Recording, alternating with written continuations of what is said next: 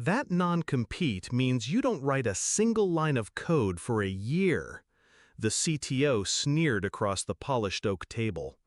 I just smiled, because in that moment, while he was still gloating, certain he had clipped my wings, I already knew how this would end. 12 months later, in a courtroom heavy with silence, the judge read one sentence from a newly passed state law.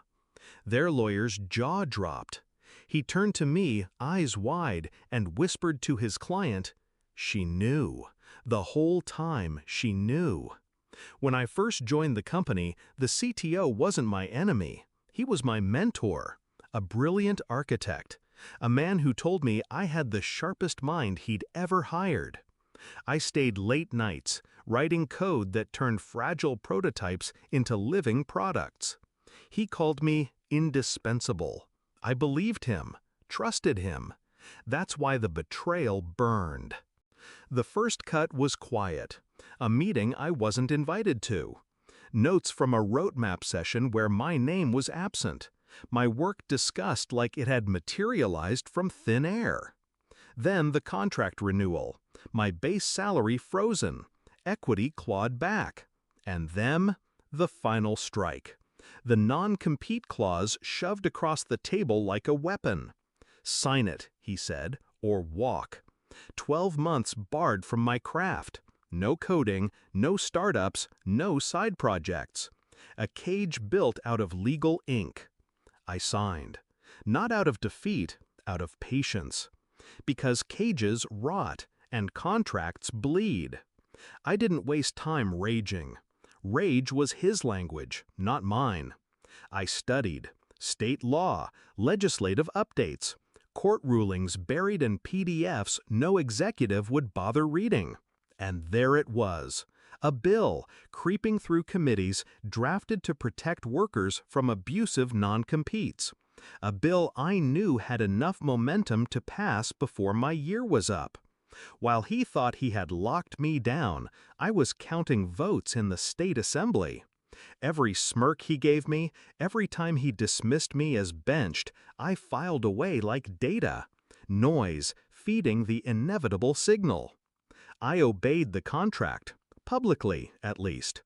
I didn't write code, I didn't freelance, I didn't touch a repository that could be traced. But I studied the market.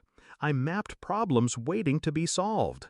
I designed architectures in notebooks, never compiling a single line. Paper doesn't violate a non-compete. Thought doesn't either. By the time 12 months crawled past, I wasn't starved. I was sharpened. And just as the cage door creaked open, the law changed. Courtrooms smell like dust and coffee. He sat across from me, smug, confident, his legal team stacked with suits who charged by the hour. They thought this was routine. Enforcement hearing, open and shut. Their lawyer began with thunder. "Your Honor, the defendant signed a clear non-compete. She is barred from engaging in any competitive activity for 1 year. She violated this agreement." I didn't flinch, because I knew what was coming. The judge flipped a page, adjusted his glasses, and read aloud. Pursuant to State Statute 23.47, effective as of last quarter, non-compete agreements restricting employment are void and unenforceable. The courtroom fell still. The CTO's lawyer blinked. His face drained color. He stammered, tried to object, tried to spin. But the law was inked, clean, simple, final. He turned to his client, whispering with trembling lips, "She knew. The whole time she knew." I didn't smile. Not then. Smiling would have been too small for the moment. Instead, I met the CTO's eyes. He wasn't angry. Not yet. Anger would come later when the consequences sank in. What I saw first was fear. The realization that every move he made, every condescending remark, every sneer across every table had been met not with ignorance, but calculation. He thought I was caged, but I was biding time. He thought I was powerless, but I was watching the ground shift beneath his feet.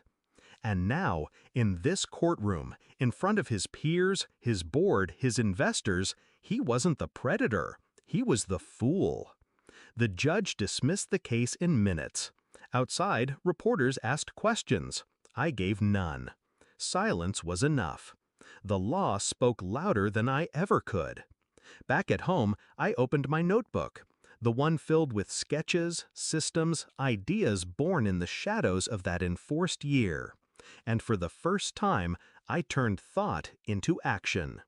Code flowed again, not chained to his empire, but free. He had tried to bury me in silence. Instead, he gave me the quiet to build sharper weapons. The truth about cages? They don't stop predators. They create tacticians. He thought that non-compete ended me, but all it did was give me 12 months to prepare his ending. And the day his lawyer whispered those words, she knew. The whole time she knew. That was the day I stopped being his employee and became his reckoning.